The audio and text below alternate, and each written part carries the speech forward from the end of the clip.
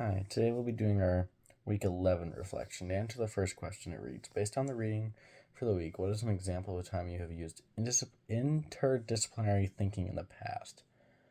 What are some ways you think you might in the future? Well, I said, like the article says, I agree that when, we view the world in multiple ways, we get a better understanding. I think seeing multiple perspectives is very important in kind of learning how everyone's thinking and kind of going from their perspective is very valuable. I'd say the first, I used this during mock debates in school when we would do like different topics. You'd have to look at different perspectives, see why people felt a certain way, so you could argue for that side and against that side. So that was very valuable. Another way I'll use this in the future is just when there's future arguments, just seeing both perspectives and seeing where everyone thinks on certain issues.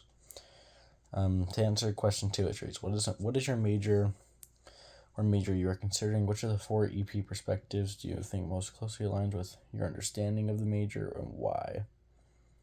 I said that my major is going to be law, and that I most closely align with the multidisciplinary, simply because it allows you to gain new perspectives and see why people feel the way they do. My grandma told me it was always valuable to get multiple insights on a thing before you come to a conclusion, and that if you can gain multiple perspectives, it really allows you to have a greater knowledge, not only in that thing you're talking about, but for other things in the future. So definitely I would say that is where my perspective is. And then to answer question 3, what are some ways you think other perspectives or other academic disciplines could help you solve a problem or answer a question that exists within that field? Like the article says, you want to create common ground. So I would certainly say that just having other perspectives would just allow you to, once again, just see where they're coming from. And not only that, it would more reinforce your belief on something. If you are able to look at it from another perspective and say, yeah, I disagree. I still disagree. It will allow you to have a little more firmness in your decision. And that's important in my field of being a lawyer, is you have to be firm in your beliefs, and you have to have a tight moral compass and be able to rationalize certain things with yourself and look at how a jury would view something, look at how a judge would view something, realize if someone's reliable or not, credible or not, how to properly argue with the jury. And I think that's very important. So you have to look at different perspectives in that. You have to decide whether one witness is reliable or not. And you have to come to common ground.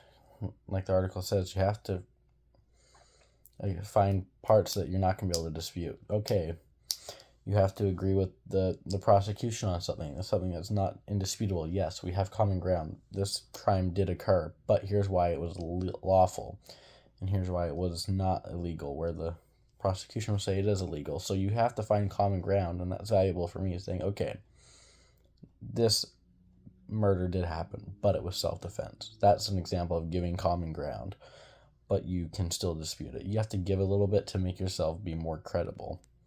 Because if you disagree with everything, even the most obvious things, you're not going to come across as credible at all. So it's definitely important to have other perspectives. But yeah, I made sure to keep this one a little shorter since I might make them go a little bit too long, so I apologize for that. But yeah, thank you, and have a good night.